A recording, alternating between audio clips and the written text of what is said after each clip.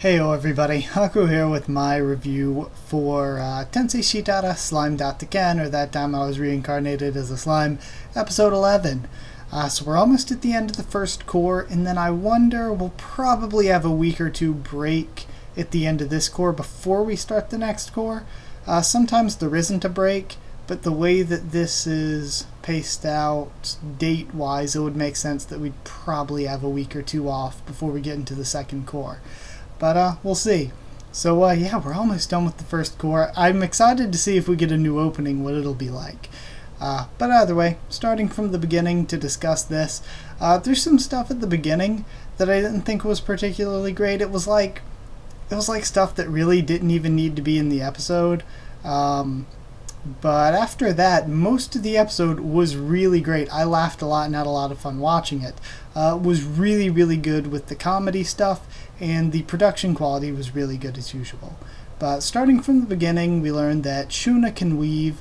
Shion has become Rimuru's secretary, and it's a little bit hard to care about Shuna now, because the thing with her is that she had a pretty cool, pretty unique design before. I really liked it. It was cute. But now her design is really, really generic, especially compared to a lot of the other characters. In addition to that, she's just off weaving. Her personality really isn't anything that is anything special. So Shuna is really hard to care about now.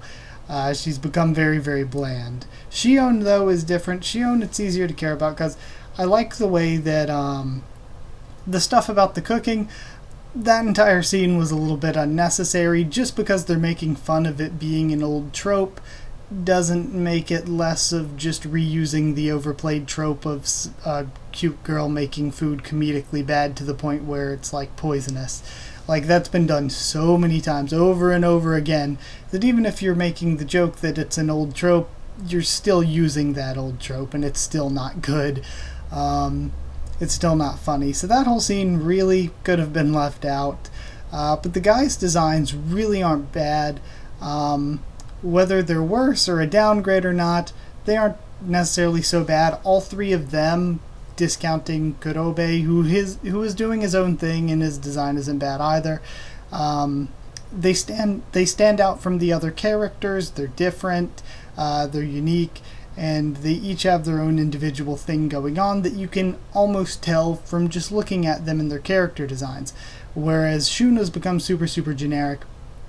And Shion, while Shion's character change is a huge, huge downgrade, like a massive downgrade just in the way the character design looks, the character herself, and again, even though the cooking trope is completely unnecessary and they could have left it out, the joke of her being kind of very, very short-tempered and having kind of a short fuse and being easily set off was really comedic throughout the episode. And it wasn't just a jealousy over Rimuru thing, which again is a very, very overplayed trope.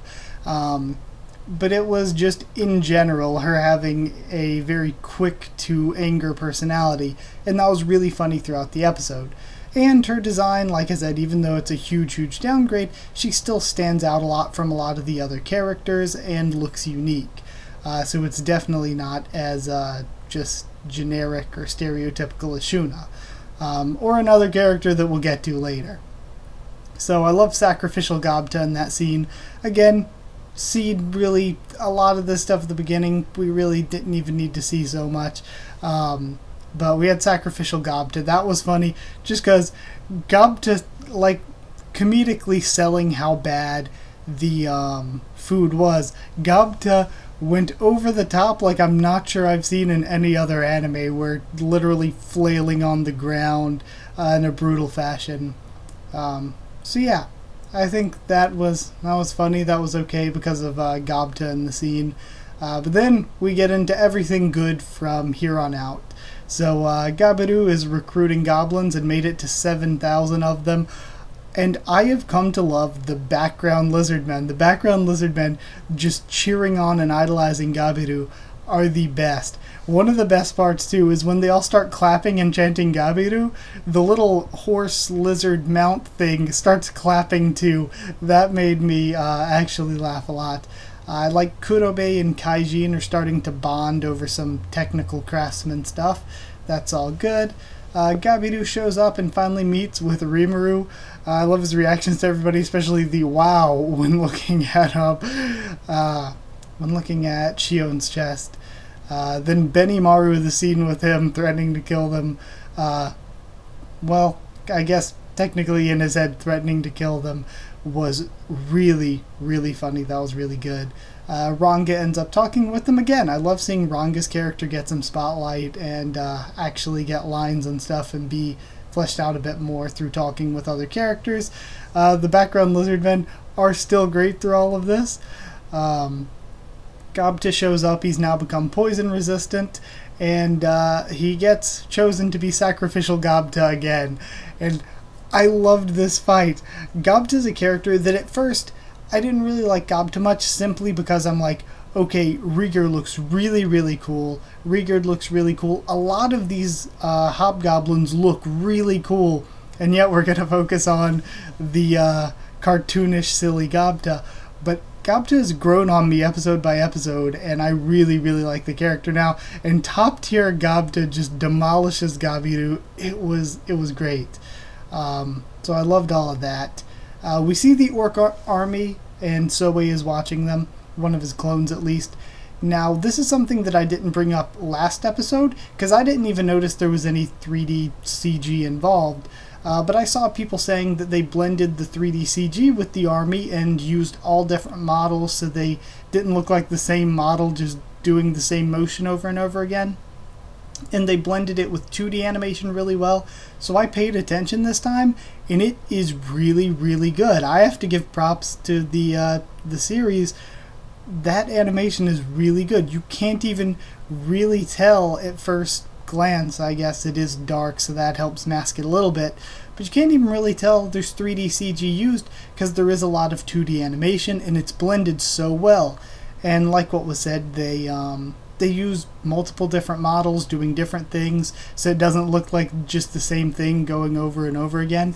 And like one of the most high profile anime is Attack on Titan, and its CG is terrible.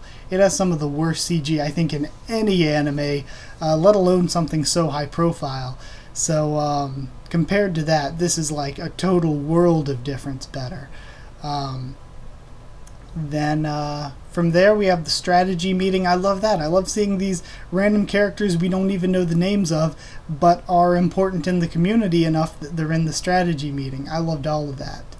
And then from there, one of Soe's clones makes contact with a dryad named Trainee, and then Trainee comes and asks Rimuru to defeat the Orc Lord. So talking about it, some general thoughts. So the beginning, not so great. There were a lot of things we didn't really need to see so much. Despite some issues, I do still like Shion's character. There's still some genericness in some of those tropes they're reusing, but for the most part, I thought she was really entertaining, getting pissed off at everything. So that was good. And also, like I said, I didn't like Gobta at first, but Gobta's really grown on me, and I loved him this episode. I really like the Lizardmen, and I want to see more of them, and more of the ones that were more serious, like the Chieftain and that female one. But particularly Gabiru and the ones cheering him on are really fun and entertaining. And yeah, I love the character relationships we got to see. Kaijin forming a relationship with Kurobe, the relationship that Rimuru has with the three male Kijin or Oni, whichever you want to call them. All of that was really, really good. And at the very end, the trainee stuff, I'm sure it's going to lead somewhere, but it seems like they were already bound to fight the Orc Lord, so we didn't really need her here telling Rimuru to go fight the Orc Lord.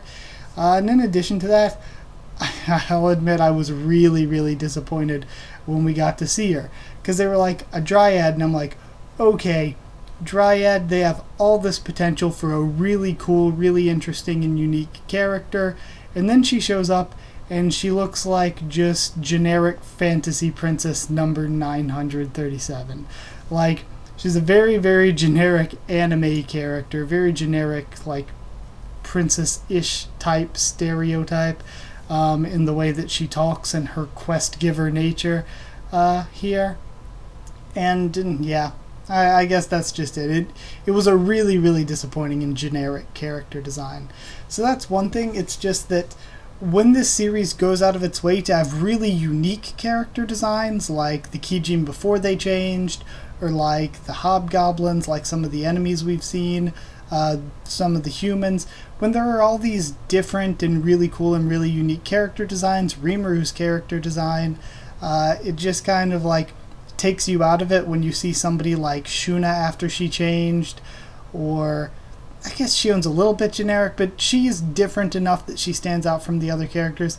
But like Shuna and like Trainee, when you see them and they're just like generic anime girls thrown into this fantasy setting with all these good fantasy designs, it kind of takes you back a second where you're like, oh, that design doesn't really... It doesn't fit in that in just your generic anime, it would fit in so well. To the point where they would seem like just a random background character.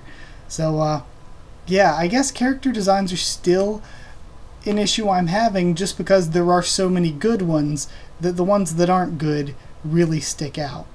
But I love the episode. I would give it an almost perfect score even. I'd give it 9.5 Hobgoblin Champions out of 10 because it was really entertaining. Like I said, I thought it was one of the funniest episodes. I laughed so much through it. I thought the Gobta was awesome. So, even though I feel like I brought up a lot of negative things for whatever reason in the review, I'm basically pretty positive on the entire episode and the story. The story is really, really good right now. The only negatives I have are just that some of the character designs are generic to the point where it's hard to care about them. And I'm sure there is a point in Trainee being here, but it's not clear yet. There doesn't seem to be a point to it yet because, I don't know, I guess her entire character seems a little bit redundant at the moment. But yeah, that's it. I hope you enjoyed the episode, and I hope you enjoyed the video. If you did like the video, comment down there to tell me what you thought of this episode and what you thought of my thoughts on it and all that. Subscribe for more. Tensei Shitara, Slime Datta again, so much more on the channel. Going to be reviewing this into next core, plus adding at least 3 more other anime probably. Because I'm going to have to watch the first episodes and see how things go, but I'm already kind of expecting myself to review Shingeki no Bahamut Minari Friends, obviously review The Promised Neverland, and also very, very likely review the second season of Fukigen no Mononoke.